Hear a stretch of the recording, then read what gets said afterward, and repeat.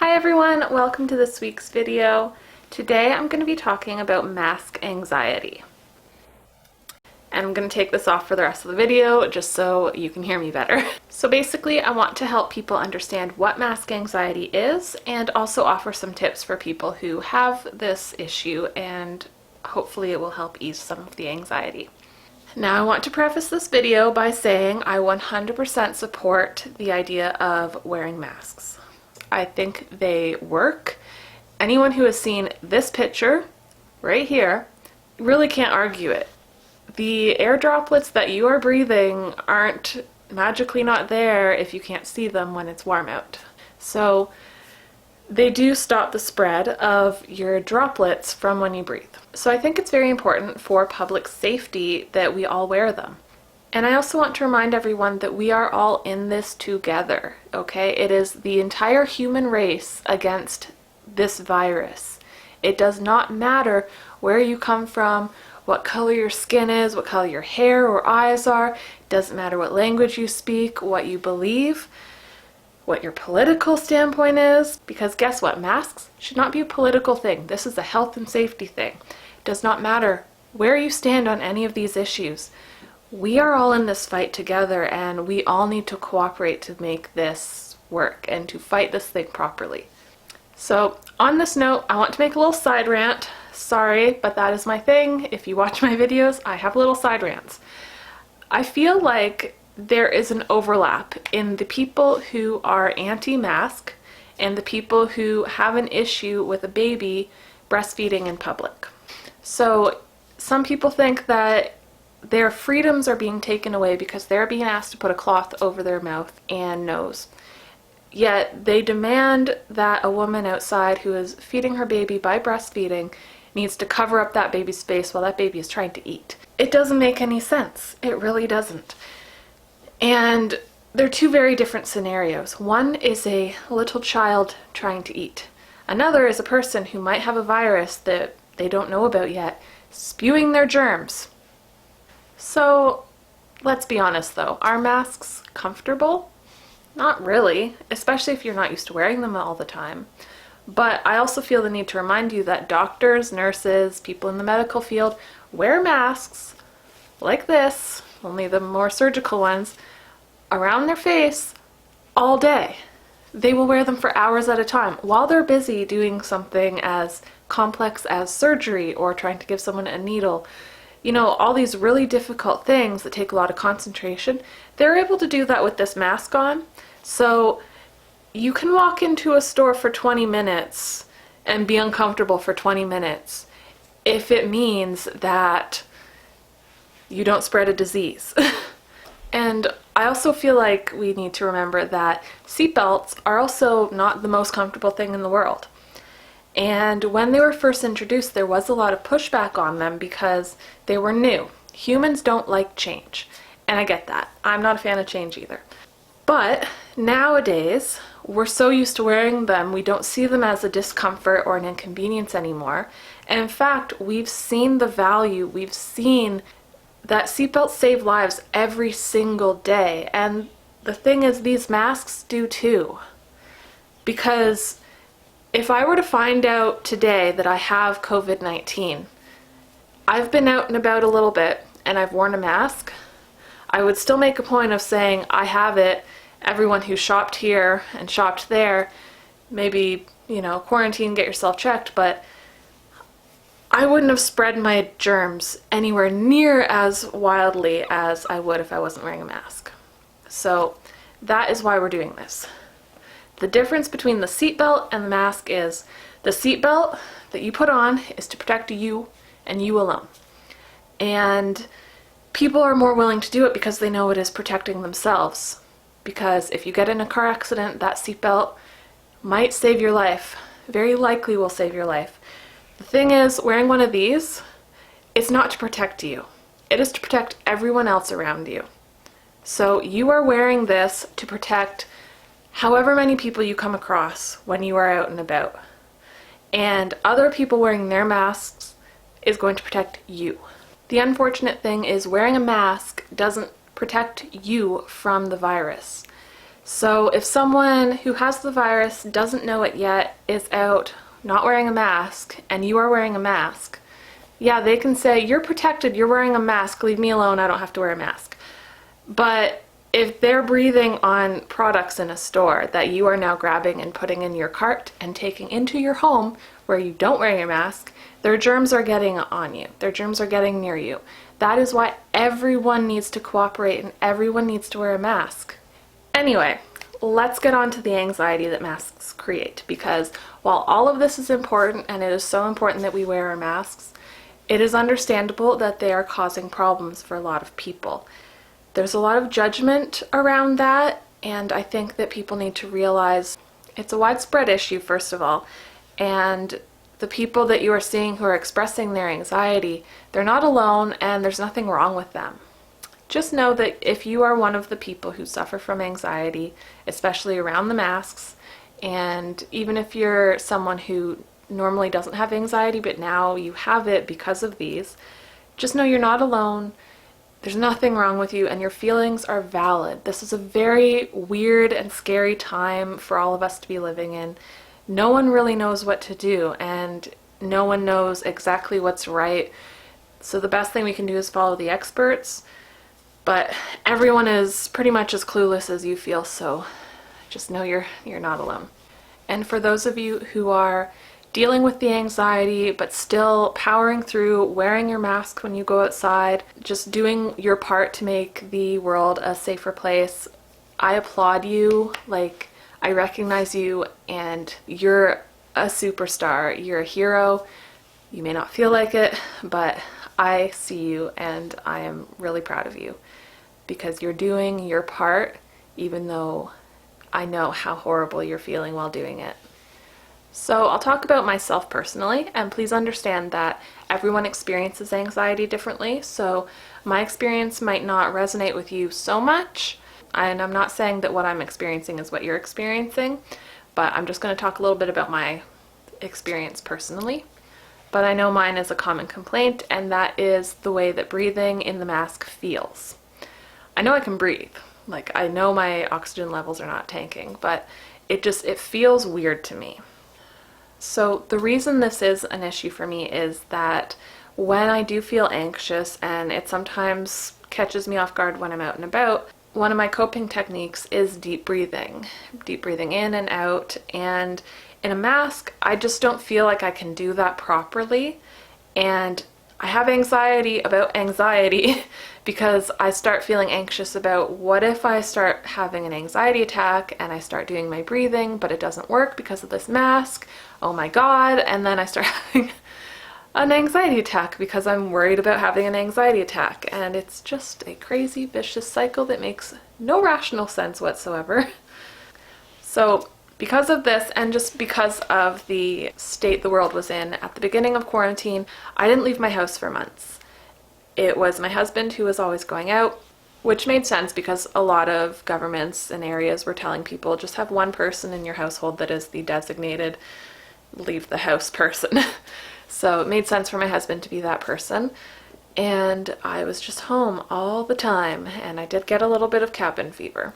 So my first time going to a store, I went in alone because it doesn't make sense to have two people going into a store.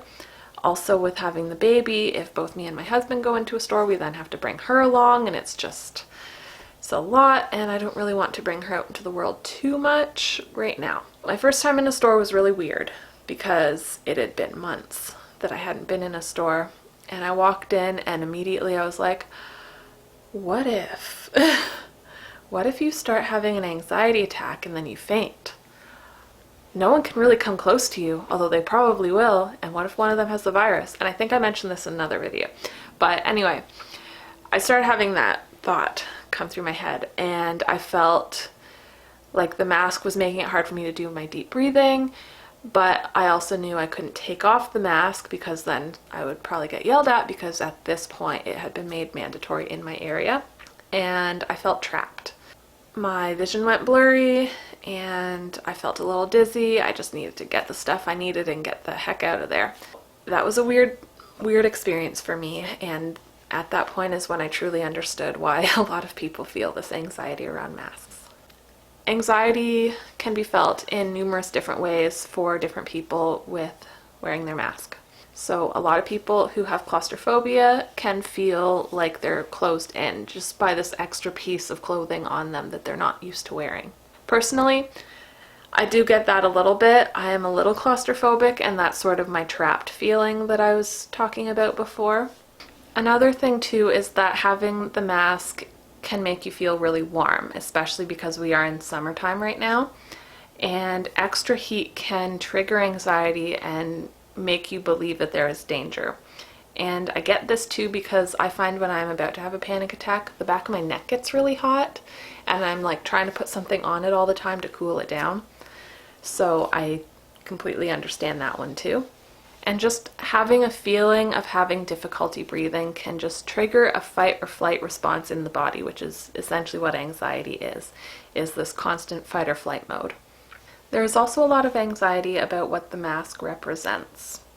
Everyone you see's face has a reminder on it that there is a global pandemic going on, and having a fear of getting ill or losing a loved one can be really, really difficult for some people. And it is really hard to ignore these thoughts and try and push them aside when literally everywhere you go and you are wearing the reminder.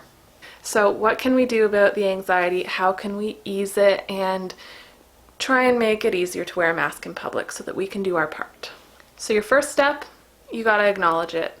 You've got to identify that, okay, I'm feeling anxious right now because of my mask. Because you cannot fight something you can't identify. If you don't see the threat, you can't fight it. And you can't fight your anxiety unless you know that you're having anxiety. So if you identify it as anxiety, understand that it is a normal response, there's nothing wrong with you, you can then move forward and use your coping strategies. So tip number 1 is exposure therapy. I preach this type of therapy all the time. It has always been my most successful method of getting over anxiety or easing anxiety. So what you want to do is desensitize yourself to the mask. When you are at home, a place that you're comfortable, you know you are safe, that is where you want to start putting this mask on. Just put it on for 10 minutes and do something relaxing, watch TV, do something that you're not having to breathe heavily in, and then take it off. Have it on longer periods of time, gradually increase it to a point where you're so used to wearing it that if you wear it when you leave the house, it's not going to be so bad. Maybe your first few trips out and about, don't do a big long, you're out all day doing all these errands type of trip with the mask. Do a quick run to the convenience store and come home wearing the mask, and you do good. Then do a grocery shop and then come home, wear the mask. Go pick up food, come home. As time goes on, you'll get a lot better and a lot more comfortable wearing the mask when you are out and about. And basically, just get used to how it feels on your face and get used to how you breathe while you are wearing it. Now, number 2 is to get a comfortable mask. Try on a few different types and see if, you can buy a couple from a few different places and see what you think, or try making your own. That's what I did. So personally, I like the ones with pleats that just open like that, and they have something like a wire in here so you can shape your nose. Because personally, I hate the feeling of air that you're breathing going up into your eyes. So that's why I make sure I always have a mask that has something to shape around the nose. I don't really like those fitted ones. I don't know why. I don't even like the look of them. I prefer these. They feel more roomy to me and a little less like closed in, but you might prefer those. So try a couple very different ones and you can narrow down to what works best for you, because if you feel the least uncomfortable, it will really help. The next tip is to get a mask that you like the look of. So the disposable surgical masks, they work, and it's what I was using for a while, and they're great, but they're definitely an article of PPE or personal protection equipment. If you get something with a cute print like these, or, you know, a color you love, you can start to think of it as more of an accessory than as a piece of medical equipment. And that can take some of the fear away as well.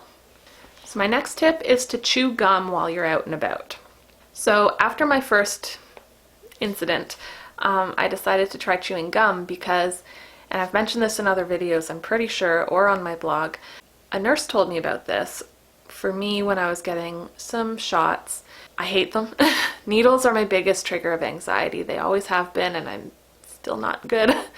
But she told me to try chewing gum because if you are chewing, the motion of your mouth is telling your brain, I'm currently eating, and if I'm eating, that means I'm safe.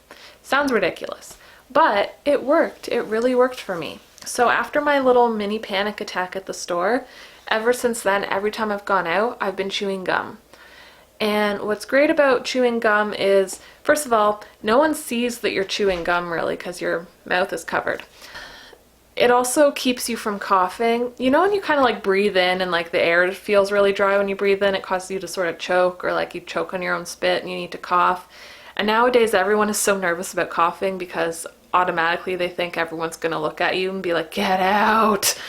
So I find that chewing gum keeps that from happening, so I don't have those like random little coughs that don't mean anything. So that's two ways it helps with my anxiety, but it definitely has made a huge difference for me with wearing a mask. So reminding yourself that you are safe is another one. And it's really unfortunate that a lot of the anti-maskers out there, and from now on I'm going to call them anti-science people or anti-common sense people, because sorry, not sorry, but they have done a lot of fear-mongering around masks, and they're sharing misinformation about them and trying to make people afraid of using them. So reminding yourself that you are safe while wearing them is one thing that you can do to help. There is literally no scientific evidence that suggests that wearing a mask for the general healthy population is detrimental to your health. The masks are not designed to be airtight, they're designed to have some sort of airflow. And this has been proven by scientific studies and doctors all over social media where they are testing their oxygen levels wearing a mask and not wearing a mask, and you see the difference is minuscule. And as I mentioned before, doctors wearing them for hours and hours at a time while performing a surgery are able to wear them, so they must not be dangerous, otherwise you'd have doctors dropping dead all the time. So my last point is positive affirmations.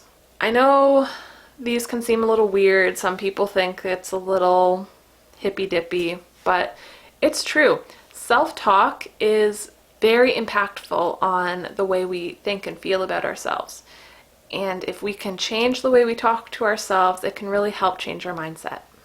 So if you have a couple affirmations ready to say to yourself anytime you start feeling really nervous or really anxious or negative when you're out, have them prepared, know what you're going to say to yourself, and just take a minute and close your eyes if you can and just tell yourself, I am safe, this will pass, or I can do this, I can get through this, whatever works for you, whatever you come up with that makes the most sense and makes you feel better. So those are all my suggestions for those who have a lot of anxiety around wearing a mask, but still really want to do their part to help minimize the spread. I'm really proud of you for wanting to do this. I'm so proud of you for working on yourself, working on your anxiety, and I understand it is so hard. Believe me, I've been there. I am still there. So if you have any other suggestions for ways that people can reduce their mask anxiety, I would love to hear them. Let me know in the comments below. Other people watching this video might love to hear them too. You might really help them out. I really hope these tips have helped someone out. If you like this video, please give it a thumbs up and subscribe to my channel. And I'll see you guys next week. Bye.